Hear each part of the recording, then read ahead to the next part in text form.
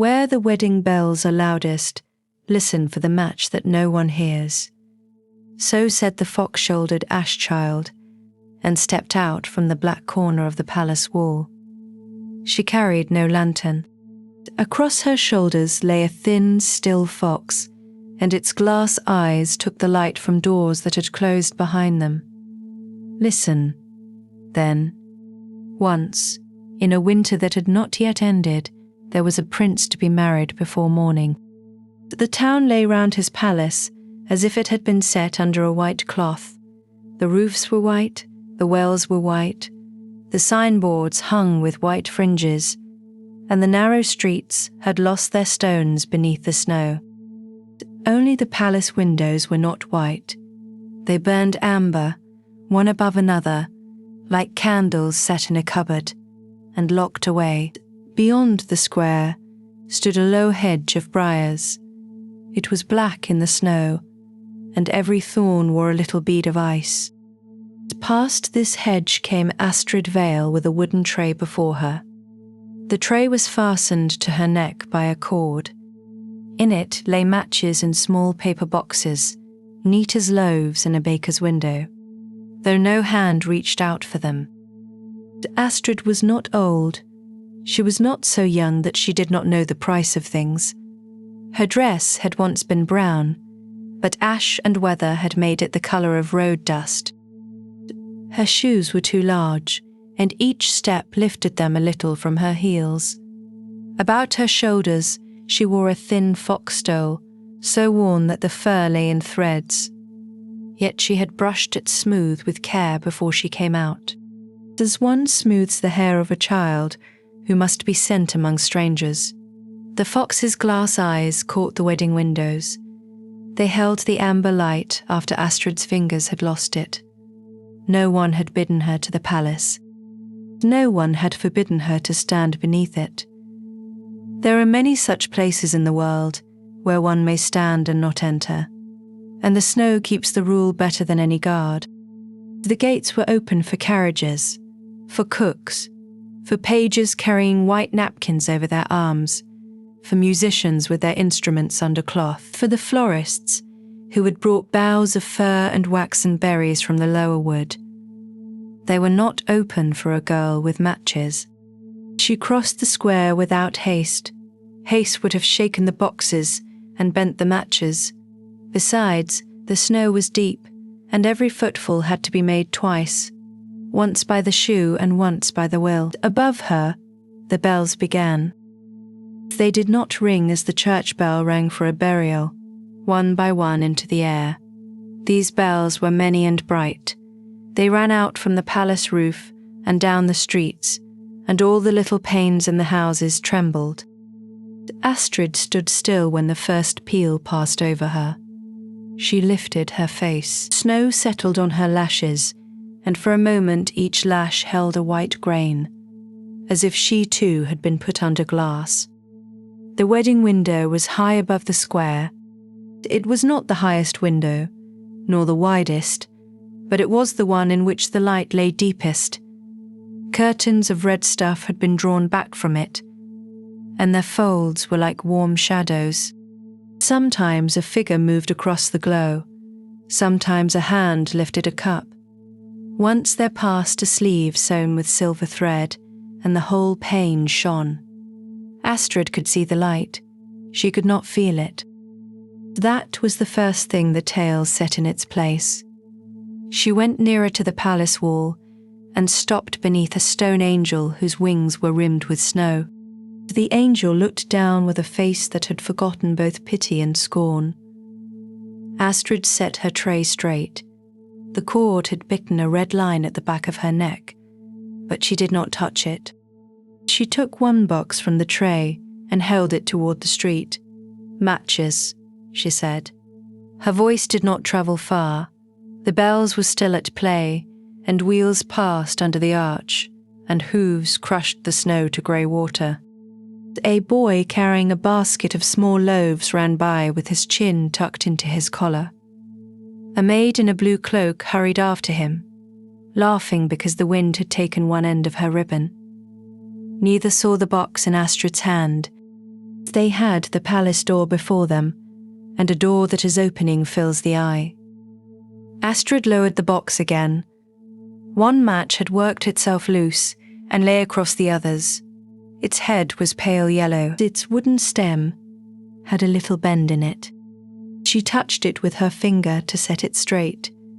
Then the high wedding window shone on the sulphur head, and for a single moment the small thing had a light of its own, though it had not yet been struck. That was the image in which her loneliness kept itself. A match, unlit in a girl's cold hand, bright only because a window far above had looked upon it. The fox-shouldered ash child had stopped beside another pane, lower and dark. She raised her face as if measuring how much warmth might be seen without being shared. The fox across her shoulders did not stir. Its eyes held the same amber and gave none of it back. Astrid did not ask for riches. She had seen riches when she scrubbed the back steps of the great houses, spoons that bent the candlelight, rings laid beside basins, oranges with their skins still whole. They were fair to look at, but they belonged to hands that knew their own tables. She did not ask for a crown. A crown was a bright fence made small enough to wear.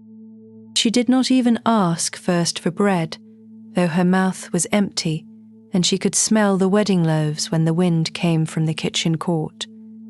What she wanted was one door to open before anything was counted, not the boxes in her tray, not the pennies that ought to come back in her palm, not the steps between the square and the alley where she lodged, not the fingers she must still keep, though they had gone stiff and white at the ends. Not how long a girl could stand in falling snow and remain a girl, and not become one more pale shape beside the wall. She had learned counting early. In the house where she slept, the woman counted everything. She counted the matches when Astrid went out, and would count them when she came in. She counted the crusts, the coal, the broken needles, the rags fit for selling, the rags fit only for stuffing cracks.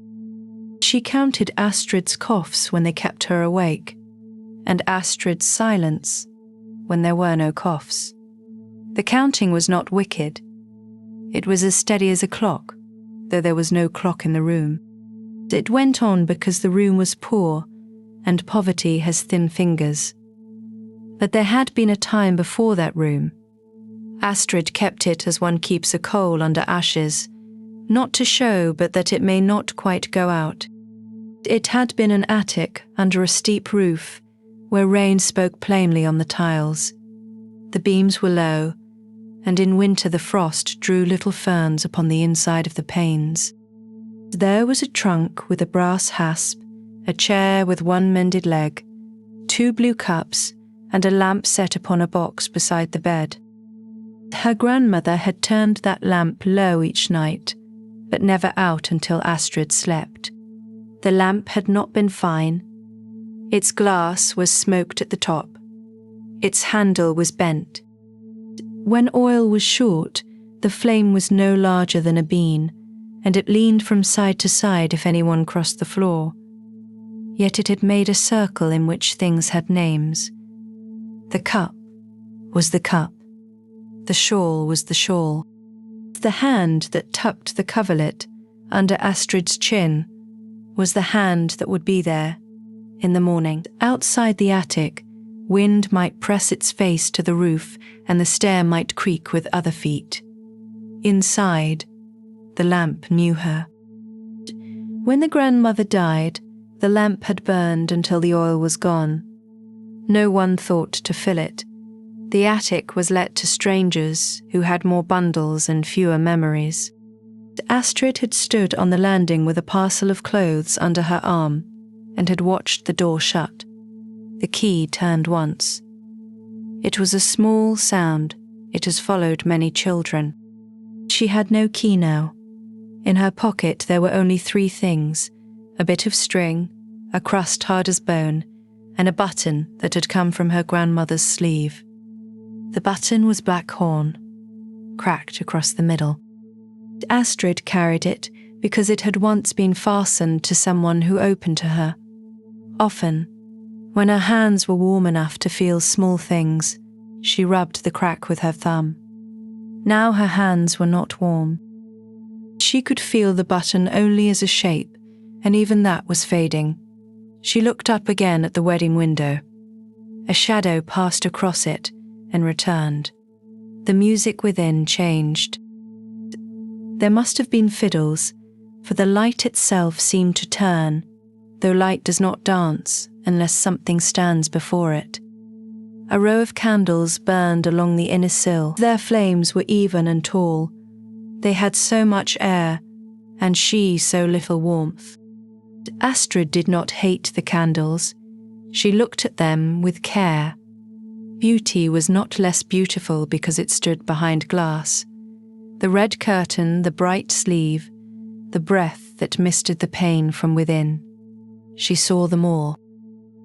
If she had been asked to say what she wanted, and if her tongue had been able to move without pain, she would not have said, "Give me that room." She would have said, "Let me be expected somewhere." But no one asked. So she stood with the tray against her breast, and the loose match lay straight among its fellows, and the fox stole's glass eyes kept the amber window as if two small lamps had been lit in a dead thing's head. So she waited, said the fox-shouldered ash child, not turning round, and the snow waited with her. The words fell softly. They did not warm the air. Across the square, under the palace arch, a hinge gave a low complaint, and a seam of yellow showed where some inner door had begun to move. The seam of yellow widened. It was not the great door under the arch, where the wheels went in and the music came out in pieces. It was the kitchen door, low in the wall and iron-bound, with steam about its threshold.